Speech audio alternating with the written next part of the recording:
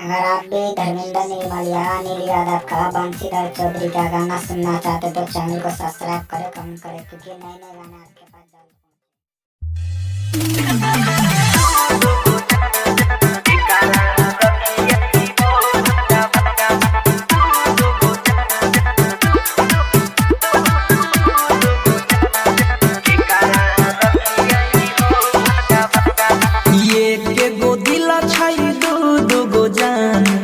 कारा रखियाई हो भगवान। ये के गो दिल छई दो गो जान के कारा रखियाई हो भगवान। ये हवो त हमारे पमरई छई जनियो रोजा फोन कहरई छई संकट में पैर गेलै पर।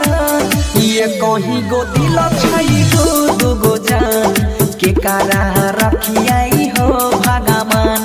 ये के गो दिल छई दो गो जान के कारा रखियाई हो भगवान।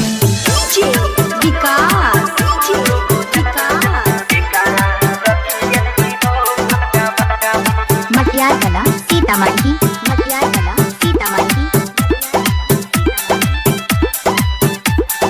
पहिले तने हवा संग में ले लिया ही दिल लगाई हो जनियो परल छई पीछा हो ही रहल ही अनियाई हो।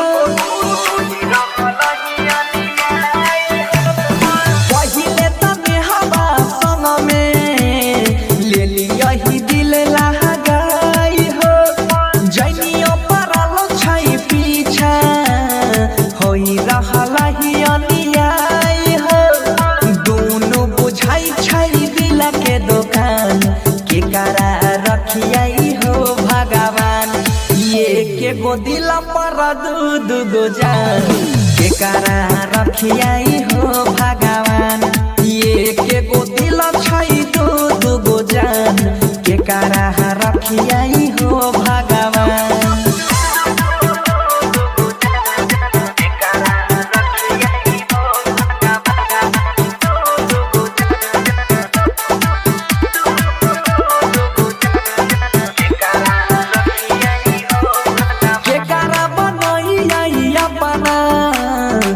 कारा से करियई छल गलती जे भेल नहीं होते बता कर दा समस्या के हल।